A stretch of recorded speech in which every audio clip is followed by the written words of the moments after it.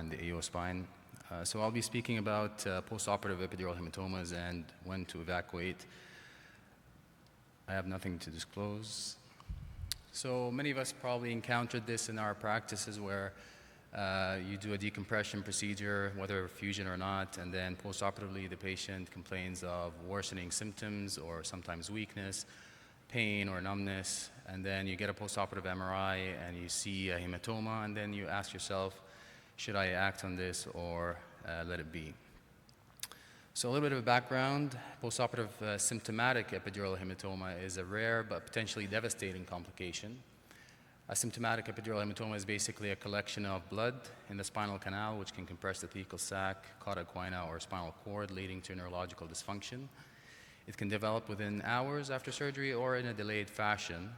Now, the incidence is thankfully very low. It's less than 1%. However, asymptomatic epidural hematoma can happen in 33 to 100% of patients when looking at studies that looked at patients radiologically. So there are some risk factors that are published in the literature. Some are confirmed, some are maybe controversial, but most of them mention age more than 60, multi-level decompression, elevated preoperative INR, history of hypertension, smoking, whether it's a revision surgery or not, high BMI, blood loss, CSF leak, preoperative hemoglobin less than 10, and preoperative use of NSAIDs. So when we look at separate factors, does it matter when you stop aspirin if patient is on preoperative aspirin? Does it matter when you stop it or not? This is a paper published by the AO Spine group, retrospective study, 9,300 patients. 37 patients returned to the OR for an evacuation of a hematoma, so again, less than 1%. 5 of them were already on aspirin preoperatively, but they stopped it appropriately 7 days before surgery. And their conclusion was that being on aspirin preoperatively increases the risk of epidural hematoma, regardless of when it was stopped preoperatively, even if it was stopped in an appropriate fashion. What about DVT prophylaxis? Does it matter?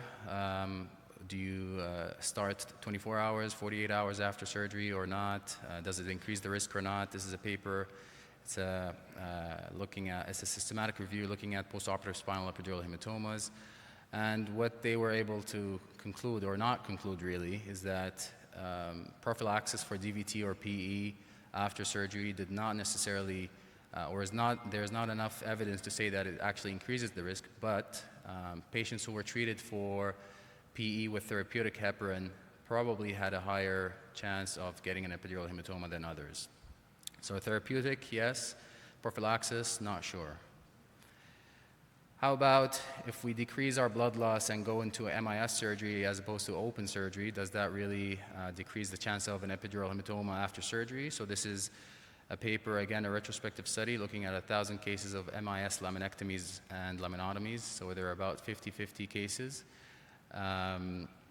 Their epidural hematoma incidence was about 1.4%, so maybe same or a little bit higher than usual in the other literature that published.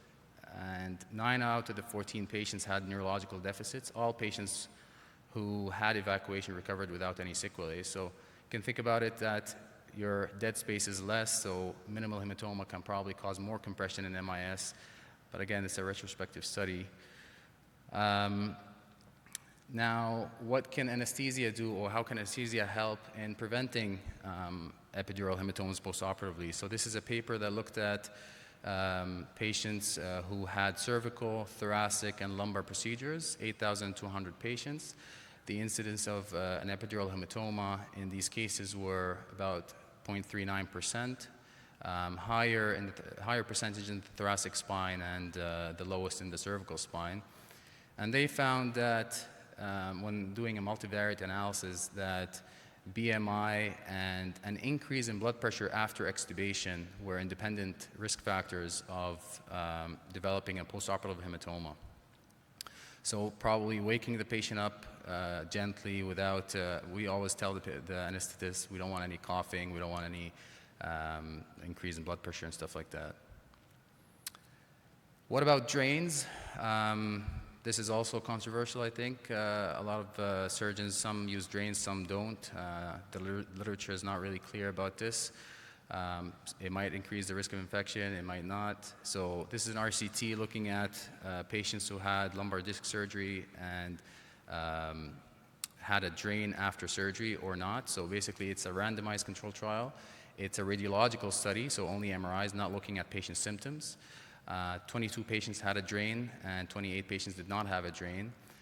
All of them had an MRI on post-op day 1, and an epidural hematoma was less in the drain group compared to the patients that did not have a drain. However, is this clinically significant or not?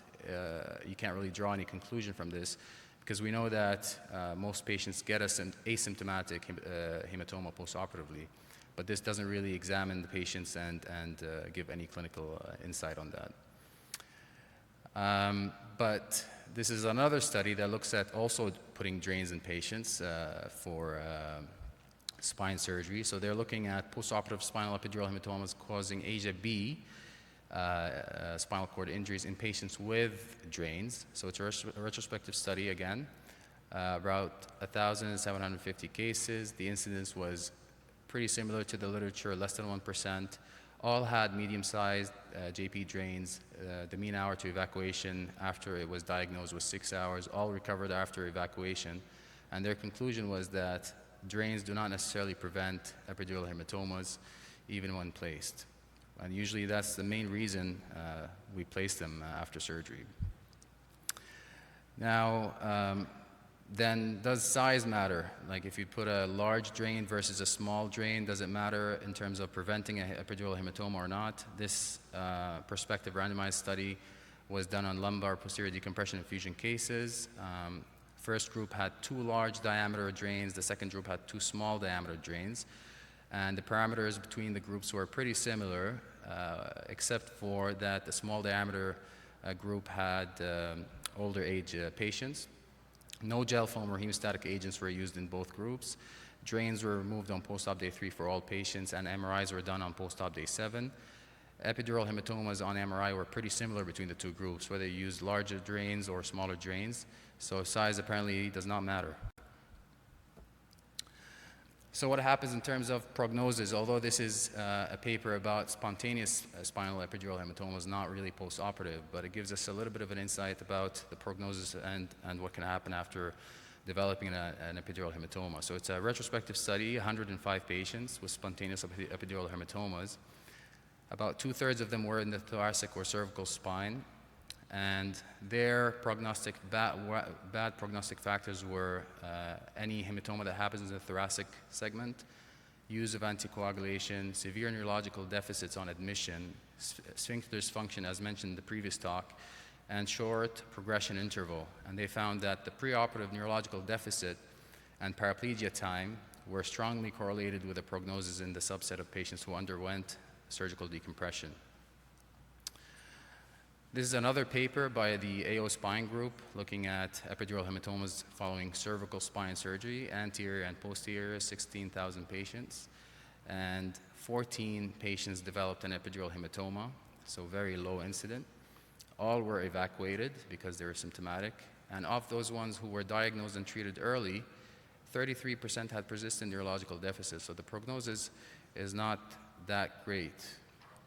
So when should we evacuate? I think most of us, when we have a patient postoperatively, we examine the patients as soon as there's a suspicion, get an urgent MRI postoperatively, diagnose them, confirm the location, and this should be followed by emergent surgical decompression. However, patients who have radiological evidence of an epidural hematoma and are asymptomatic or with milder symptoms such as a little bit of radiculopathy without any weakness or anything can probably be followed conservatively closely. So in summary, early diagnosis and treatment of symptomatic epidural hematoma is crucial. Time really matters in these cases. The usage of drain might not prevent postoperative epidural hematomas based on the studies that we have, but the prognosis depends on the rate of development of symptoms as mentioned earlier, the interval to surgery, level of spinal involvement, and degree of neurological deficits. Thank you.